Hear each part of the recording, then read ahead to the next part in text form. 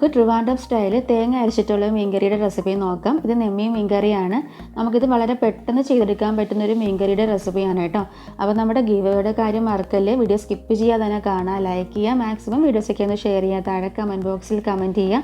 Comment ചെയ്യേണ്ടത് ഈ ഒരു ഫോർമാറ്റിലാണ്, #സിയാസ് കുക്കിംഗ്. പിന്നീട് നിങ്ങളുടെ കമൻറ്റ് ചെയ്യുക, അതോടൊപ്പം നിങ്ങളുടെ ഫോൺ നമ്പറിൻ്റെ ലാസ്റ്റ് ഡിജിറ്റ് കൊടുക്കുക കേട്ടോ. അപ്പോൾ നമുക്കിത് എങ്ങനെയാണ് റെഡിയാക്കുന്നതെന്ന് നോക്കാം.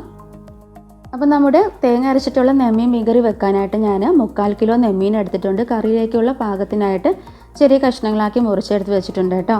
അപ്പോൾ നമുക്കിനി കറിയിലേക്കുള്ള അരപ്പെങ്ങനെ നമുക്ക് റെഡിയാക്കുന്നതെന്ന് നോക്കാം. ഇനി മിക്സിൻ്റെ ഒരു വലിയ ജാർ എടുക്കുക, അതിലേക്ക് നമുക്ക് തേങ്ങ ചേർത്ത് കൊടുക്കാം. ഞാനിതിലേക്ക് ഒരു വലിയ തേങ്ങയുടെ 1 മുറി തേങ്ങ ചേർത്ത് കൊടുക്കുവാണ്. നമ്മൾ എത്രയാണോ കറി ഉണ്ടാക്കുന്നത് അതനുസരിച്ചിട്ട് തേങ്ങ ചേർത്ത് കൊടുക്കാം. ഇനി ഇതിലേക്ക് നമുക്ക് ഉള്ളി ചേർത്ത് കൊടുക്കാം. ഞാനിതിലേക്ക് 15 ഉള്ളി ചേർത്ത് കൊടുക്കുന്നുണ്ട്. ഉള്ളിക്ക് പകരം നമുക്ക് സവാള വേണേലും ചേർക്കാം. സവാള ചേർക്കുന്നതിനേക്കാളും ഉള്ളി ചേർത്താൽ കുറച്ചും കൂടെ ടേസ്റ്റ് ആയിരിക്കും. ഇതിലേക്ക് നമുക്ക് പൊടികളൊക്കെ ചേർത്ത് കൊടുക്കാം. ഞാനിതിലേക്ക് 1/4 ടേബിൾ സ്പൂൺ മഞ്ഞൾപ്പൊടി ചേർത്ത് കൊടുക്കുവാണ്. 3/4 ടേബിൾ സ്പൂണോളം മല്ലിപ്പൊടി ചേർത്ത് കൊടുക്കുവാണ്. മല്ലിപ്പൊടി ഒരുപാട് ചേർക്കണ്ട, വളരെ കുറച്ച് ചേർത്താൽ മതി കേട്ടോ. ഇതിലേക്ക് നമുക്ക് മുളക് പൊടി ചേർത്ത് കൊടുക്കാം. മുളക് പൊടിയുടെ അളവ് നമ്മളുടെ ഓരോരുത്തരുടെയും എരിവിനനുസരിച്ചിട്ടും നമ്മൾ ഉണ്ടാക്കുന്ന കറിയുടെ ആ ഒരു ക്വാണ്ടിറ്റി അനുസരിച്ചിട്ടും ചേർത്ത് കൊടുക്കാം. ഞാൻ ഇതിലേക്ക് 3.5 ടേബിൾ സ്പൂൺ മുളക് പൊടി ചേർത്ത് കൊടുക്കുവാണ്. സാധാരണ എരിവുള്ള മുളക് പൊടിയാണിത്. 3.5 ടേബിൾ സ്പൂണോളം മുളക് പൊടി ചേർത്ത് കൊടുത്തിട്ടുണ്ട്. ഇനി ഇതിലേക്ക് നമുക്ക് വാളൻ പുളി ചേർത്ത് കൊടുക്കാം. ഒരു നാരങ്ങ വലിപ്പത്തിനുള്ള പുളി ചേർത്ത് കൊടുത്തിട്ടുണ്ട്. നമ്മൾ എടുക്കുന്ന പുളിയുടെ ആ ഒരു പുളിക്ക് അനുസരിച്ചിട്ട് പുളി ചേർത്ത് കൊടുക്കാം. ഇനി നമുക്കിത് അരയാൻ പാകത്തിന് വെള്ളം ചേർത്ത് നല്ല പേസ്റ്റ് പോലെ അരച്ചെടുക്കാം. അരയാൻ പാകത്തിനുള്ള വെള്ളം ചേർത്ത് നന്നായിട്ട് അരച്ചെടുക്കാം. അപ്പം ഞാൻ അതായത് നന്നായിട്ട് അരച്ചെടുത്ത് വെച്ചിട്ടുണ്ട്. ഇനി നമുക്കിത് കറി വെക്കുന്നത് എങ്ങനെയെന്ന് നോക്കാം. ഇനി ഒരു മൺചട്ടിയിലേക്ക് നമ്മൾ അരച്ചെടുത്തിട്ടുള്ള അരപ്പ് ചേർത്ത് കൊടുക്കാം. ഇതിലേക്ക് നമുക്ക് പാകത്തിനുള്ള വെള്ളം കൂടെ ചേർക്കാം. ഞാനിതിലേക്ക് 2 കപ്പ് വെള്ളം കൂടെ ചേർത്ത് കൊടുക്കുവാണ്. മീൻ മുങ്ങിക്കിടക്കാൻ പാകത്തിനുള്ള വെള്ളം ചേർത്ത് കൊടുക്കാം. ഇനി നമുക്കിതിലേക്ക് പാകത്തിനുള്ള ഉപ്പ് ചേർത്ത് കൊടുക്കാം. ഉപ്പ് ചേർത്ത് നന്നായിട്ട് മിക്സ് ചെയ്തെടുക്കാം. ഇതിലേക്ക് നമുക്ക് പച്ചമുളകും തക്കാളിയും കറിവേപ്പിലയും ചേർത്ത് കൊടുക്കാം. പച്ചമുളകിൻ്റെ എണ്ണം ഈ അരപ്പൊന്ന് ടേസ്റ്റ് ചെയ്ത് നോക്കുക. എന്നിട്ട് അതിൻ്റെ എരിവിനനുസരിച്ചിട്ട് വേണം നമ്മളിതിലേക്ക് പച്ചമുളക് ചേർക്കാനായിട്ട്. ഞാനിതിലേക്ക് 3 വലിയ പച്ചമുളക് ചേർത്ത് കൊടുക്കുവാണ്. 3 വലിയ പച്ചമുളക് നെടുകെ കീറിയിട്ട് ചേർത്ത് കൊടുക്കുവാണ് കേട്ടോ.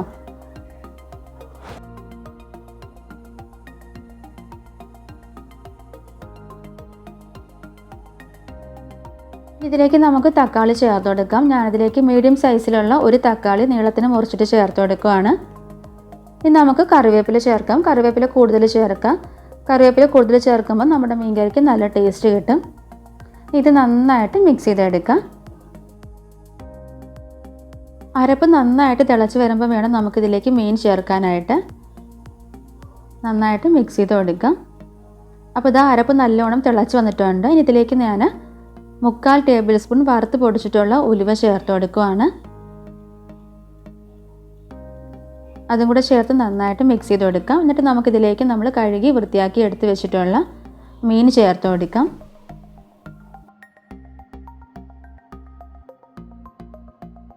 അപ്പോൾ നമുക്കിതിലേക്ക് മീൻ ചേർത്ത് കൊടുക്കാം.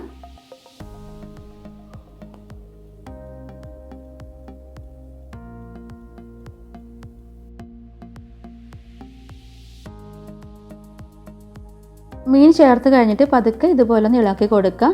ഇനി ഈ അരപ്പ് നല്ലോണം തിളച്ച് വരുന്നത് വരെ ഹൈ ഫ്ലെയിമിൽ വെക്കാം. തിളച്ച് വന്നതിന് ശേഷം മീഡിയം ടു ലോ ഫ്ലെയിമിൽ വെച്ചിട്ട് നമുക്ക് ഈ മീനൊക്കെ നന്നായിട്ട് വെന്തിട്ട് എണ്ണയൊക്കെ തെളിഞ്ഞ് വരുന്നത് വരെ വേവിച്ചെടുക്കാം.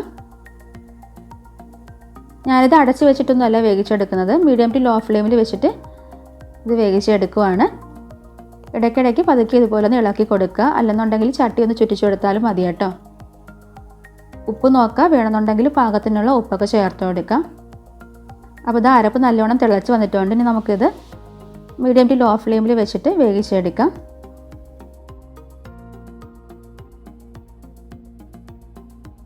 അപ്പോൾ ഇതാ നമ്മുടെ കറി നന്നായിട്ട് എണ്ണയൊക്കെ തെളിഞ്ഞിട്ട് പാകത്തിന് വെന്ത് വന്നിട്ടുണ്ട്. ഇതിലേക്ക് ലാസ്റ്റ് നമുക്ക് കുറച്ച് കറിവേപ്പിലയും കൂടെ ചേർത്ത് കൊടുക്കാം. അപ്പോൾ നമ്മുടെ നല്ല രുചിയുള്ള നല്ല തേങ്ങ അരച്ചിട്ടുള്ള നെമ്മീൻ കറി റെഡി ആയിട്ടുണ്ട്. ഈ ഒരു രീതിയിൽ ട്രൈ ചെയ്യാത്തവർ ട്രൈ ചെയ്ത് നോക്കിയിട്ട് അഭിപ്രായം താഴെ കമൻറ്റ് ബോക്സിൽ പറയാം. അപ്പോൾ നമ്മുടെ ഗീവയുടെ കാര്യം മറക്കല്ലേ, ലൈക്ക് ചെയ്യുക, ഷെയർ ചെയ്യുക, കമൻറ്റ് ചെയ്യുക. ഇതുവരെ നമ്മുടെ ചാനൽ സബ്സ്ക്രൈബ് ചെയ്യാത്തവരാണെങ്കിൽ സബ്സ്ക്രൈബ് ചെയ്തിട്ട് തൊട്ടടുത്തുള്ള ആ ബെല്ലൈക്കൺ കൂടി പ്രസ് ചെയ്ത് ഓൾ എന്നുള്ള ഓപ്ഷൻ കൊടുത്താൽ മാത്രമേ ഞാൻ പുതിയതായിട്ട് വീഡിയോസൊക്കെ അപ്ലോഡ് ചെയ്യുന്ന സമയത്ത് നിങ്ങളുടെ മൊബൈലിൽ നോട്ടിഫിക്കേഷൻ വരത്തുള്ളൂ. അത് മറക്കാതെ ചെയ്യാം കേട്ടോ.